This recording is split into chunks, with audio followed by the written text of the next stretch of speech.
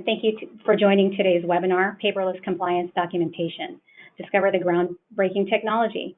My name is Indira Farah from the ARC Facilities Marketing Department. Now, before I introduce today's speakers, let's just go over a few housekeeping items.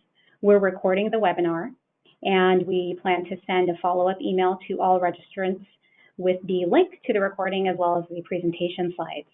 During the webinar, you can go ahead and type your questions into the chat panel, and we'll get to those during the Q&A session.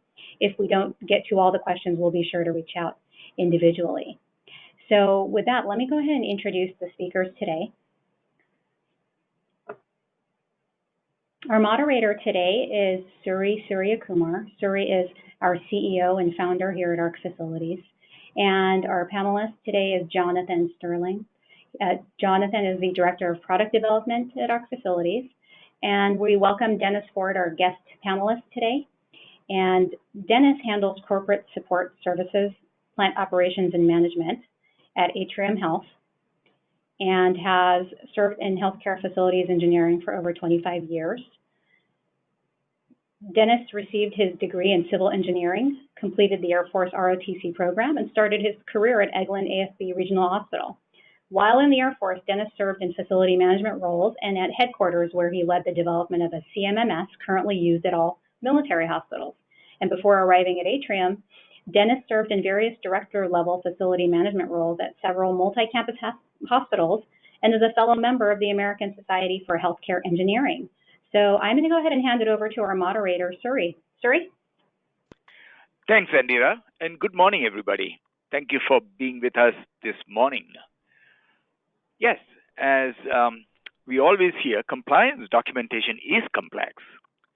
So today we want to discuss how the documentation for the three facilities-related chapters, namely emergency management, life safety, and environment of care, can be automated using some of the latest technology tools. Before I dive into that, I want to take a moment and explain how we at ARC got here. Almost 30 months ago, we developed a groundbreaking solution for facilities management professionals. It was very well received in the market, and we were actively selling the solution on multiple verticals, including the healthcare space. It's at that time we discovered the challenges faced by facilities managers in the healthcare space as related to the compliance documentation.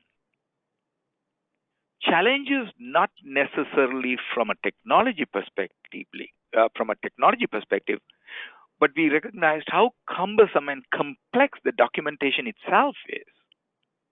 The facilities teams maintain documentation for these three chapters of the Joint Commission Compliance, and the environment of care alone has a total of 189 codes. 87 of those codes require documentation. Emergency management, on the other hand, has 126 total codes. 33 codes require documentation.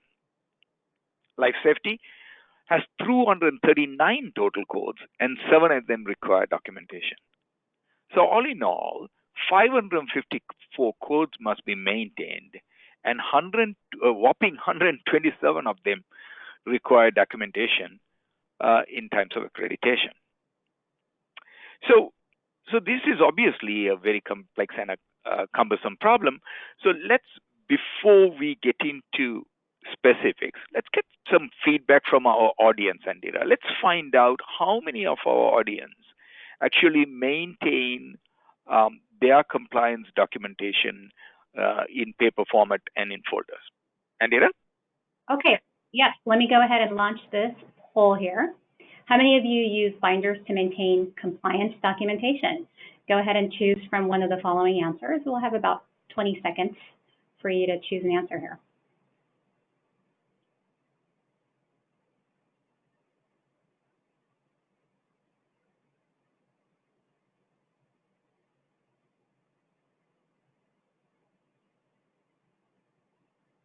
Alrighty. I am going to go ahead and close the poll here. And let's look at the results. All right, Suri, there you have the results. All right, great. So 100% of our members maintain all all of the documentation in binders, or sort of, 47% of our audience maintain 100% of their documentation in binders, and 37 of them mostly digital, but some paper. And nobody is doing it 100% digitally. 16% is actually mostly digital and some paper.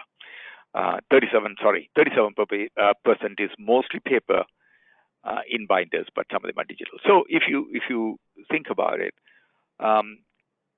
almost all of us seem to be still using paper. A few actually are having most of it in digital format. So Dennis, let me ask you a question. Seems like binders and paper seems to be the standard pretty much across the healthcare space. So you've been doing this for a while. In your experience, what are the 3 or 4 big challenges which are faced by facilities managers using a manual process like this to maintain documents? Well, Siri, thanks for having me on this webinar today, and thank you for investing the time to obtain feedback from the folks in the trenches and working with our industry to help improve day-to-day operations for facility management. There are several challenges when managing paper documents and binders. Updating policies and procedures across all binders is especially challenging when maintaining binders for a multiple hospital system, all with the same policies and procedures.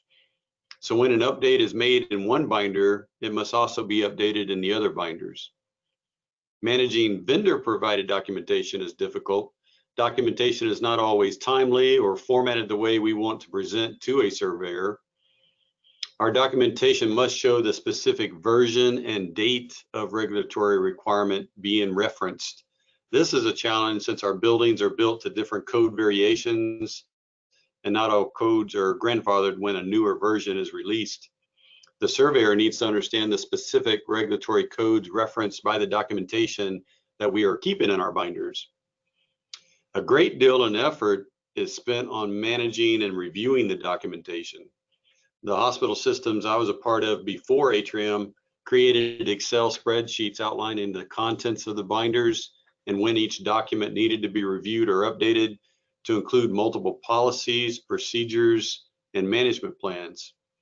If we waited till the end of the year, this would be a massive undertaking, so we would review a few policies and documents every month. All the hospital systems I have been with have multiple hospitals under one Joint Commission license. Therefore, we needed to maintain a separate set of binders for each hospital with the same set of policies, procedures, and plans. And since the survey could start at any of our hospitals that are associated with that one license, we had to keep copies of our binders at every location for each hospital. And then you've got many people in and out of your binders to include facility management supervisors, managers, administrative personnel, directors, senior technicians. You've got environmental health and safety touching the binders, as well as safety, security, and emergency management. So there's a lot of people who need to ensure the binders are up to date. And what's interesting is that everyone brings a different perspective when they review the binders. So if only one person was in charge of reviewing all of the required documentation, then things would most certainly get missed. Therefore, it takes all of us to keep it straight. We all also have to remember that if it is not documented, then it did not happen. And if a date is missed, then that date is missed. So it is still a finding, even if you complete it the day after it is due. I could keep going. However, I know you got more to show us, Siri. Thank you, Dennis. You articulated that very well. It's complex indeed, as complex as I thought, or even more. It clearly demonstrates the myriad of issues healthcare professionals, and especially facilities professionals in the healthcare world, should be mindful of when you are preparing the documentation, especially from a regulatory, policy, and the procedural perspective. While this is a huge challenge, Dennis, what I really want to highlight is that the documentation for all 3 of these chapters are directly connected to how we store and manage building and maintenance information for the physical space in the facility itself. In other words, any and every piece of document which comes for these 3 chapters actually has to come from the building maintenance documents. So the real problem in preparing these documents from a facilities manager's perspective actually begins here. So this is now when we walk into facilities, whether it's healthcare or whether it's a commercial facility, whether it's a technology company, no matter which building we go to, even as of today, this is the scene we see in the document storage rooms. Now, one might think that these are, looking at it, some old pictures. They're not. They're all current customers' document storage rooms. Now, some of them have digitized them, have them in computers, but then you have hundreds, if not thousands, of file folders in computers. Still, most of the facility owners maintain paper like this. So let's talk through this for a minute. The three critical chapters we are talking about for the environment of care are directly connected to the documentation of the physical building space. That is where the documentation for emergency management, life safety, and environment of care originates, right? Because it's related to some air conditioner, air handler, or a ventilator, whatever that might be. Those documents originate with the building documents. So if we don't find a way to store and access building plans and related information efficiently, then this problem is never going to go away. This is the real issue that has never been solved, and that's why most buildings have building information dumped in a document storage room like this, because there has never been a good way to extract information from these documents. And when we ask building owners, why do you store documents in physical form? They say, well, why haven't you digitized it? He said, what difference does it make? We still have to open up the file folders, find the drawing, and read the drawing. So this has always been a problem. And this had to be first addressed for us to be able to automate the documentation for the accreditation in the healthcare space. So here's how ARC Facilities has solved this problem. So let me just give you a snapshot of that. So ARC Facilities has solved this problem, and in solving this problem, ARC Innovation has two critical components. So the first component is using artificial intelligence, machine learning, and advanced optical character recognition technologies. We developed a solution which can extract building intelligence from architectural, engineering, and construction plans. In other words, we can literally extract all the information and put the plan away. We don't need that anymore. All that information can be extracted automatically using technology. Then the second, now you have this information in your hand, but how do you make sure it's delivered to the people who want it? So then building intelligence is then delivered through an easy to use app on a mobile device to be accessed from anywhere, anytime, for that matter, anybody, because it's an app. Anybody can use an app. So this ARC innovation has two critical components. One is to extract all the intelligence from these storage rooms and just have them digitally available, and then be able to push that through to users through a device, an app, which is easy to use. So anyway, easy way to explain this is to show how a technology like this can be applied in real life. So instead of trying to talk more technology, what I'm going to do is I'm going to ask John to show in real life how a solution like this will work. John, can you give a quick snapshot how a technology like this might work? Absolutely. Thanks, Suri. So what I did is I put together a few slides here to just walk through some of the more complicated things that you might want to handle, and to show kind of how that can be done simply in an app style environment. So I'm showing this here on a phone, and the things I want to show basically is how to deal with the inspection logs, right? That's one of the big things that shows up in the Joint Commission surveys. So let's take a look at the inspection logs, how to get them into the system, and then how from there they are automatically transitioned into the compliance documentation. And we'll take a look at what that looks like if you do those inspections in-house and if you use a third party. So Just quickly, I'm going to just go ahead and click through a couple of slides here. So first off, we're going to want to find the equipment we're dealing with in the system. You can do that using a QR code scan or just by searching for it. In this case, I brought up a fire pump here. And, from there, we'll then go ahead and get into filling out the actual inspection form. So this is a digital workflow. So you'll be able to have your technician filling this form electronically on the device. You can see checking off the boxes. I've checked each of the different steps involved in doing that inspection. Once that's done, you can attach any photographs or notes or whatever else, and then submit that into the history for that particular device. So here you've got the entire history of that fire pump inspection. Right now, this is the information that we want to get into the compliance module. All right, so let's take a look, excuse me, over there.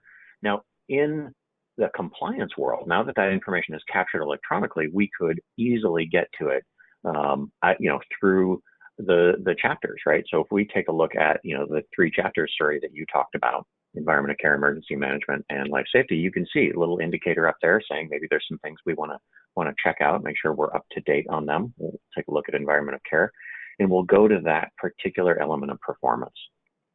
So from here, you've got the specifics of the element of performance. What is the standard? What do I have to meet, right? What is it I have to do? And, in this case, fire pumps, we've got to have a list of those fire pumps, and we've got to have those records. So, we'll jump into the list of the fire pumps from here, and then further, drill down into the actual records. So these are the documents we were just talking about.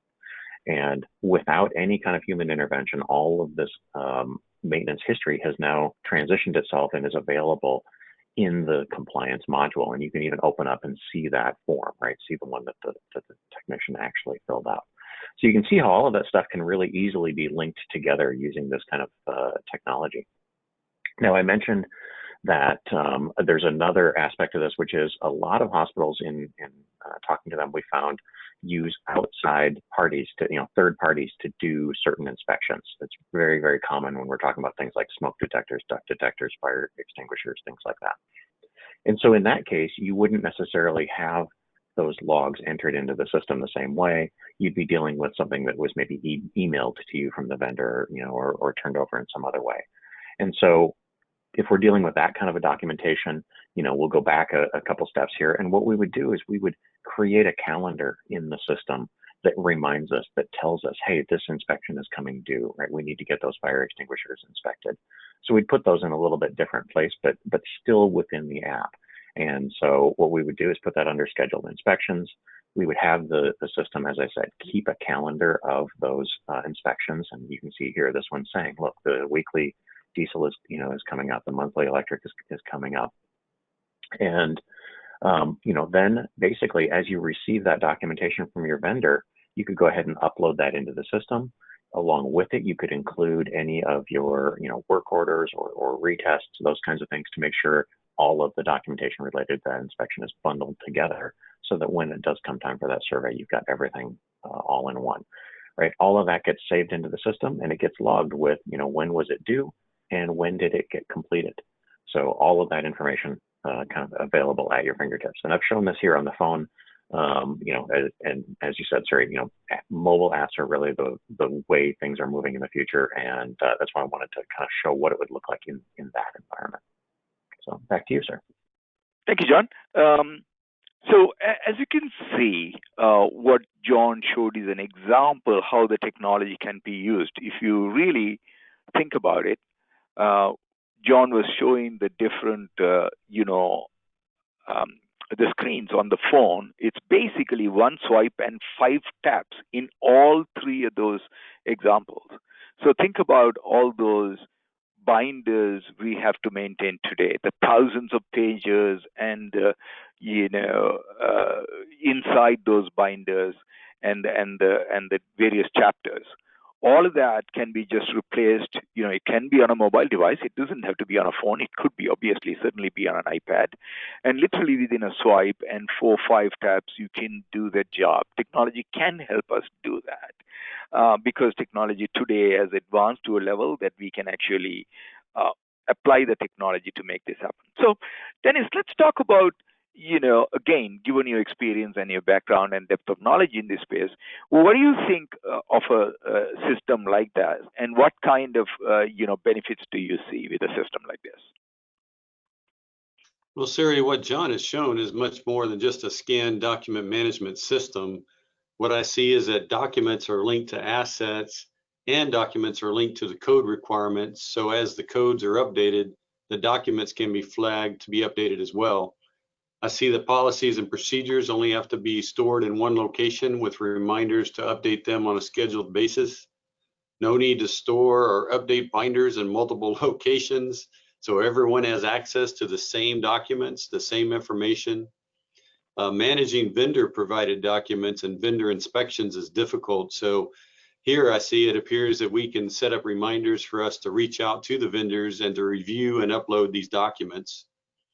Reminders can be sent directly to responsible parties. I really like that a lot. There's no need for a spreadsheet or an admin person to keep track of the documents or when the documents need to be reviewed or to keep reminding people to keep them on task.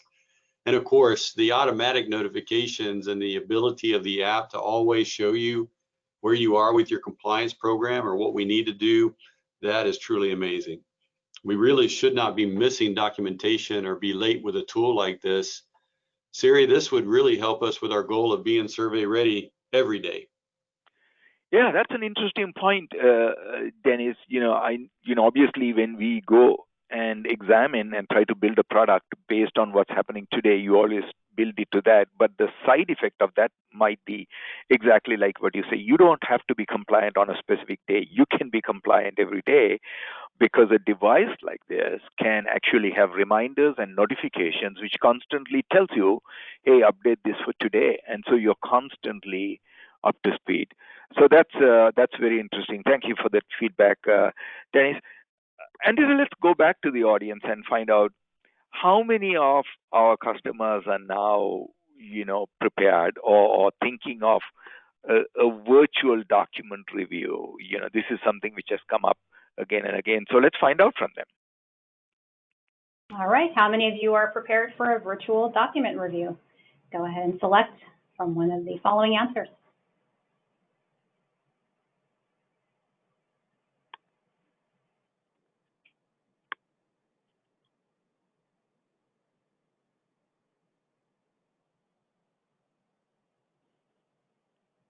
Okay, just about 10 more seconds here.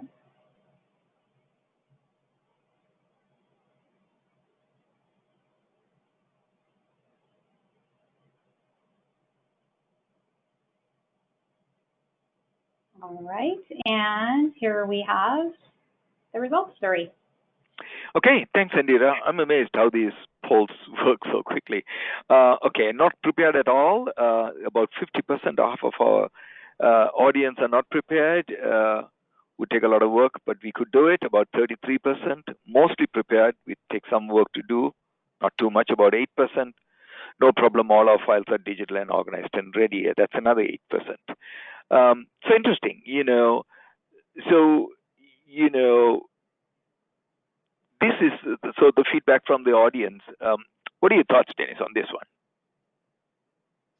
Well, I'm glad to see that 8% are prepared. Another 8% may be there, but as you can see, Siri, most organizations simply just do not have digital documentation. Atrium Health is the first organization that I've been a part of that does have digital documents. Atrium originally had documents stored in SharePoint.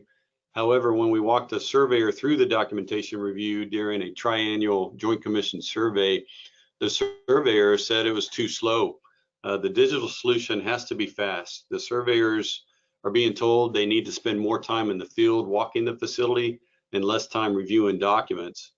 But even if you have platforms such as SharePoint or MS Teams, you still need an administrator to manage and maintain your file folder structure, and the structure may or may not even make sense to everyone that's involved. We talked earlier about so many different people that are in and out of these documents. And then somebody has to be educated on how to retrieve the documents from the file folder structure and be able to drive a documentation review when the surveyor shows up. We currently do not have the ability in any event to share data files with a surveyor. Assuming that we scanned our documents into a digital form, then we could hand them a flash drive. However, I don't think that'd be secure. And if we're handing them a flash drive, they would have the ability to share our data with others. I just don't think that'd be a good idea, Siri. Interesting. I mean, even if you have the files digital, it seems like, now having those files available all the time and be able to make it accessible to the surveyors seems to be another challenge. I mean, your comment about that being slow and some of the systems you were talking about, SharePoint and MS tools and so on and so forth. These tools, there are advanced tools these days where we could actually do this in a much easier way through an app. For example, in today's world, if you want to share a video, or if you want to share a picture, you want to share an Excel sheet, whatever that might be. It could be a photograph, it could be a couple of conversations, documents, whatever that might be. We are so used to sharing them with a few swipes and taps, so to speak. What digital technology can allow us to do is to actually share documents in a different way, which makes it really simple and easy without the need of administrator or extra procedure to really worry about the security and so on and so forth. So John, take it away. Show how you can share, files, folders, documents like this in the survey process, please. Absolutely, Siri. So yeah, I think, as we look at this, this is kind of, our view on the way to handle this. And it comes down to, a theory, and then, as you said, Siri, taking advantage of the technology of these kind of apps. The theory piece of it really is getting to what Dennis was talking about. And that is, we feel like these documents are important. They're critical documents, and it's important that they remain secure and that your team, the facility team, stays in control of those documents. And so that's something that we just applied to our thinking here. Let me walk you through, basically, within that compliance section, we go ahead and, start a survey process, right? We go ahead and kind of create that bundle, so to speak, that we want to share. And the idea is that we want to be selective about what we're picking for that, to share that information. The surveyors have they want certain things. They're going to ask for certain things. And so we're going to go through and individually and carefully select exactly the information that that surveyor wants to see. And we don't, and it comes down to, we want to give them that and nothing more. As I did, some research on this, I heard time and time again from hospitals, if the surveyor asks for 14 documents, we're going to give them 14 documents. We're not going to give them 15 or 18 or 20. We're going to give them only what they've asked for.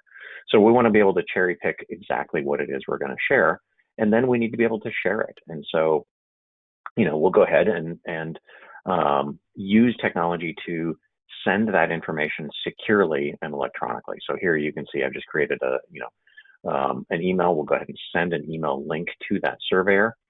And the idea is that when the surveyor then clicks on that secure link, what they're seeing is that limited view, right? Rather than seeing everything that we would see inside the system, they're going to see only the information that was selected for sharing. And they'll be able to tap through it and view what they need to view, do all of that in the app or online. Now, one critical piece is at the end of this, we want to be able to terminate that access. When the survey is over, the surveyor no longer needs access to that information. And as Dennis said, it's sensitive information. We don't want it out there in the world. And so we want to be able to terminate that access. So we should be able to, as we show here, swipe left and stop access. And that really should, like I said, end that access for the surveyor, lock those documents up again, and keep them within our control. Thanks, John. So here again, you can see, what John is showing is the full use of the current technology. So we're not using a SharePoint. We are not using a desktop technology. We are basically using a SaaS technology on a mobile device, which means everything you do on your phone every day, such as if you want to delete it or save it, it's a swipe to the left, and then you hit the delete button. So all of those actions can be done simply by swipes and a few taps, you could share the set of documents you want. You'll only share what you want. And then if the surveyor wanted more documents, he does the same thing. He swipes it a couple of times and he says, give me more information on this particular document, and you'll be able to respond. So this is, I'm talking about the use of technology and the current user interfaces available to us in these devices to make life significantly simplify it instead of using a paper document. So that's how the technology would. So Dennis, share your thoughts on this one, please, with the audience. Yeah, sure. Thanks, Sari. John had just shown us a tool that not only helps us keep on top of the management of the documents, but now we have a mechanism to share documents with the surveyor, and only the documents we want them to see, and we can limit the time frame in which those secure files are available to them.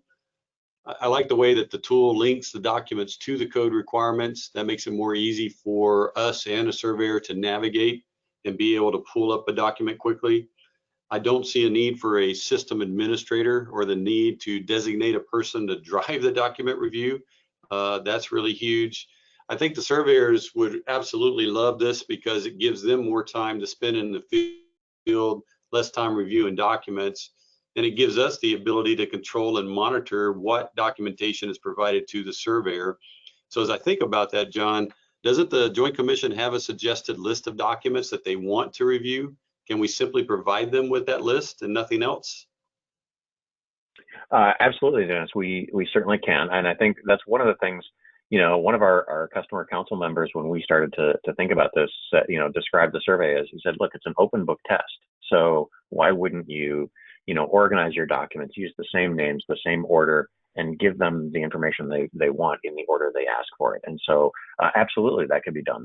That is the kind of thing we could build a template for, and with a couple of taps, have all of that information nicely organized. And that's exactly what we're planning to do, certainly.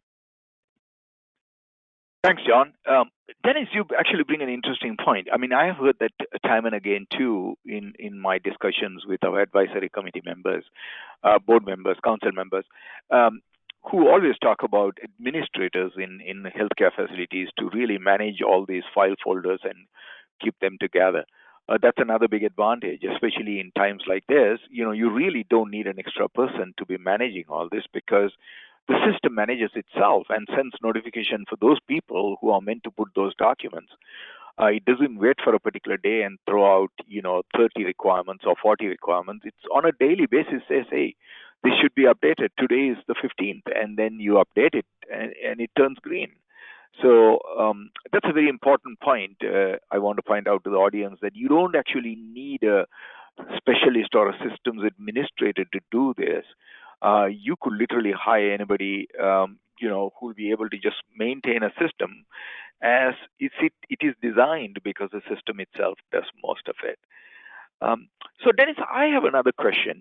Given what we are going through, the pandemic and the environment we are living through right now with COVID and so on, how do you see that impacting compliance and the documentation and accreditation?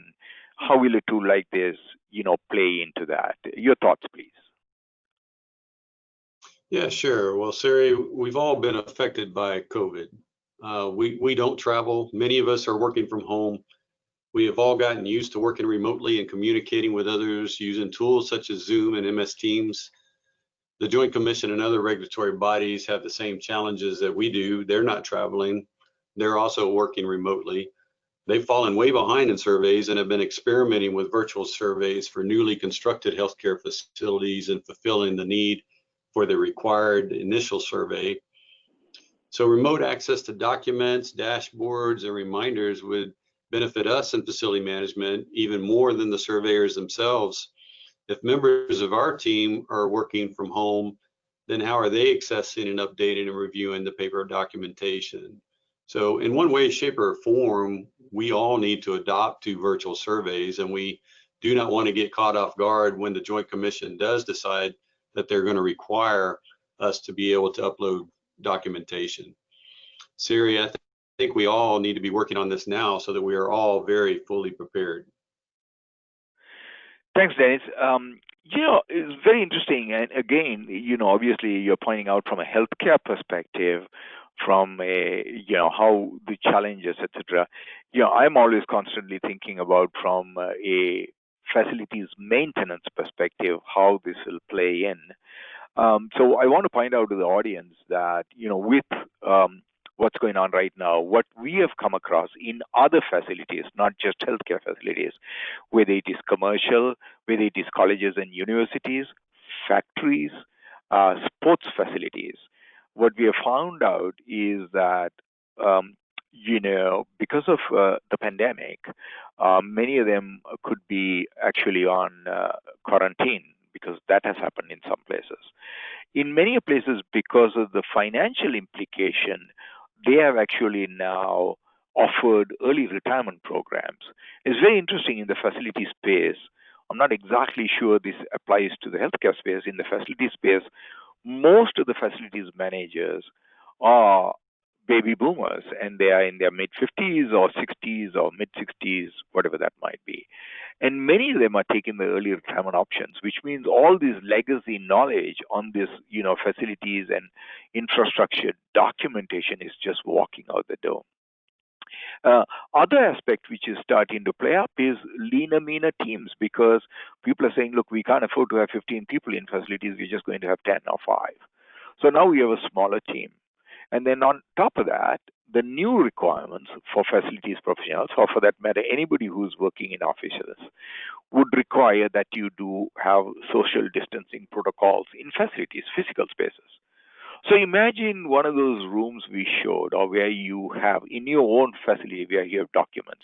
How do you create social distancing protocols inside a document storage room?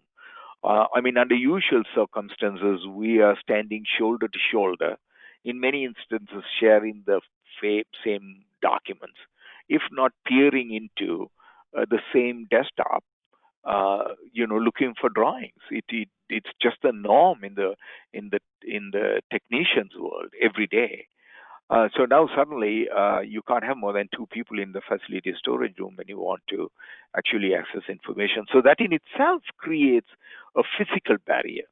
Now, if you apply a situation like this, or if you start applying the technology in the form which is available to us today, suddenly all that literally goes out the door, because you can literally carry the entire document storage room for your facility or for your building literally in your pocket or in your iPad.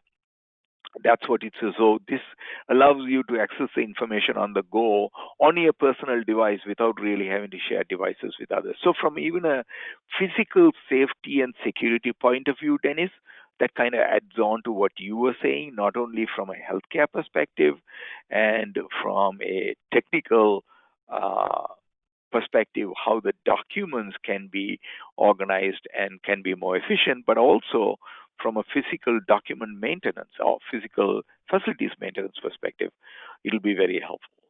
So I guess that's all we had. Thanks, Dennis. That was good information.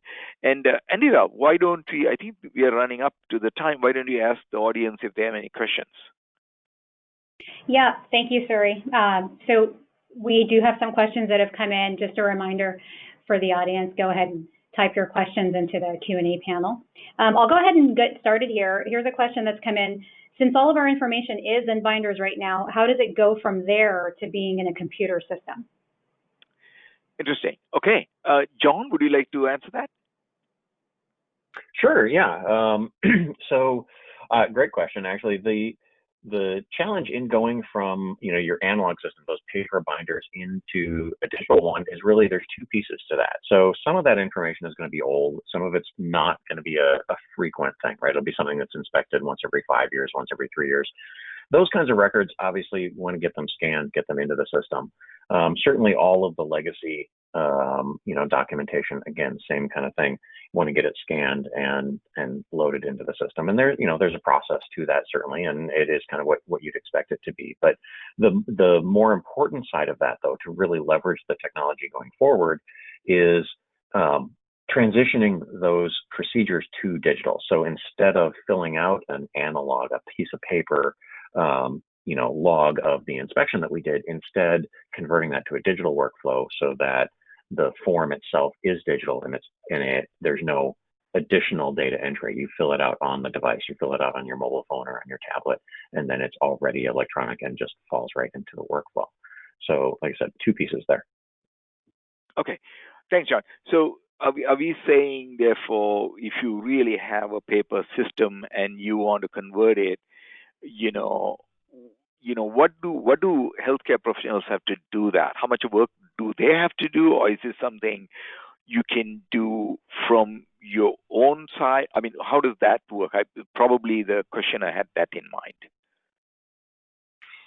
Yeah, I think there's certainly, for instance, with us, we do a lot of that work for our customers, right? We convert those paper workflows into digital workflows for them. And so then it's just a matter of teaching the technician, don't use a pencil, use your finger on the device, right? It's just kind of the mindset of shifting. But a lot of the actual conversion of that process is something that, can be done, by a company like ours or anybody else to convert those forms, really. It's pretty straightforward process, but yeah, and like I said, we do a lot of that work for our customers. All right. Thanks, John. That clears it. Okay, Andrea. Yeah, next question I have here is, how does something like this help if you have multiple hospitals? All right. Dennis, if you have multiple hospitals, how do you see this working? Well, Siri, I think the biggest thing is having everything in one location. So it's on the device that everybody can see. I also look at it from a mock survey perspective. So those of us that have been part of larger healthcare organizations, we perform our own mock surveys and we go to multiple hospitals. And this would give us the ability to review the documentation remotely, ensure that there is consistency across all of our hospitals within the system so that we have consistency with policies and procedures, format, the way we present things. And then again, you don't have to have a person managing that. You have those reminders. I like to call it a dashboard, but the app will give you the little red dots so you know what to dive into. So, we're not out there to say I got you and to come down on people. When we're at a corporate level perspective, we're just trying to make sure everybody is survey ready all the time. And so it just gives us the ability to reach out and say, hey, let's get on this documentation. Let's make sure it's up to date. And then we can have a view of everybody in the system so that we're all singing from the same sheet of music and we're all moving in the same direction. Again, our goal is survey ready every day. Totally. I mean, I can easily see that, you have a large number of constituents who participate in the process. They all must do their part to be able to make sure, I guess, the hospitals are ready. Thanks, Dennis. All right. Andrea, any more questions? Yeah, I have a couple more here before we wrap up. The next question I have here is, what happens when the Joint Commission updates their standards? All right. John, would you like to address that? Yeah, I actually, as part of the agreement, in our case, certainly as part of the agreement we have with the Joint Commission, when they publish their standards, they provide that information to us so that we can publish it at the same time. So as their information gets updated, so for instance, this year, I think it happened on the 13th of September, was their most recent update. We were provided that update as well, so we could publish it into our app at the same time. So you get the notice from the Joint Commission, then our app lights up at the same time. Great. Thank you, John. Indira, do we have time for one more question, or are we? How are you doing on time? Yeah. One just came in. Let's go ahead and ask this one, and then we'll wrap up. So the question is, if we choose to sign up, how long does it take for a system like this to be operational? John, you have any thoughts on that? Quick thoughts. Yeah, absolutely. Usually our typical rollout period is around 90 days, give or take a little bit. But there's obviously the process. Sir, you talked about the very beginning, kind of that foundation, and that's getting that documentation into a system. So that's all of the building documentation, all the facility. Getting all of that in there is really the start of the process, and then from there you can add on the ability to deal with the equipment and ultimately the compliance component as well. So usually around 90 days is kind of the short answer to that one. Yeah. So you would, and I would imagine this, John, also depending on the size and scope of the hospitals itself. Do you want to do 5 hospitals at the same time? Do you want to do, is it, 1 million square feet? Is it 500,000 square feet or 2 million square feet? I would imagine that will make a difference too, right? Absolutely. Yeah. Also just kind of proximity, right? You look at resources and how much you can throw at it. If you've got 5 buildings that are all, concentrated on the same campus, that's going to be different than 5 buildings in different cities. So you might be able to move at different paces, but yeah, certainly, I know our teams like to shoot for the 90-day kind of time frame on all of those. If it's all possible, if we can pull the resources to do it. All right. Okay. Thanks, John. That's helpful. All right, Andrea, back to you. All righty. Well, for any questions we didn't get to, we will be able to reach out individually. Thank you, Suri and John and Dennis. Thanks for being a guest panelist today. Really insightful discussion here. We will be sending a follow-up email in the next day or so, and you'll receive a link to this recording as well as the slide presentation in a PDF format. If you have any questions for us, would like to learn more about our solution, John, I think there's is there a contact slide here that we can show? There we go. So here's the email. You can send us an email to this email address here on the screen. There's our phone number. And of course, you can visit us at arcfacilities.com. And again, thank you everyone for taking the time to attend today. And stay safe and healthy. Thank you, everyone. Take care.